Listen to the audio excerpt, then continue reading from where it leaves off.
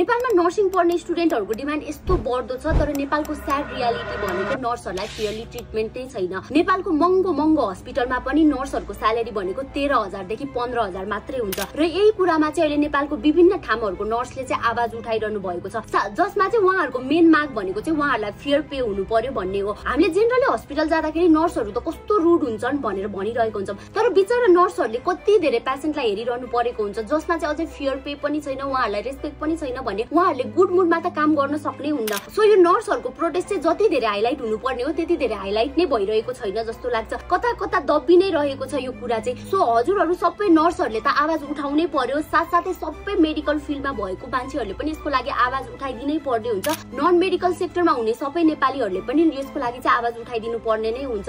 छोराछोरीलाई नर्स मात्रै पढाएर पनि भएन नि त, भोलिको दिनमा उहाँहरुले नेपालमा पनि फ्युचर सेक्युर गर्नु पर्यो, तर विदेश नजाने नेपाली नर्सहरुलाई पनि त फेयर पे हुनु पर्यो, उहाँहरुलाई पनि त रेस्पेक्ट हुनु पर्यो भन्ने अनुरोधको साथ हजुरहरुले आफ्नो ठाउँबाट चाहिँ यसको लागि अझै धेरै आवाज उठाइदिनुस्। उहाँहरुले यो प्रोटेस्ट गर्न सुरु गर्नु भएको लगभग 6-7 दिन भइसक्यो, तर पनि अहिलेसम्म जति हाइलाइट हुनुपर्ने यो कुरा त्यति हाइलाइट भइ नै रहेको छैन।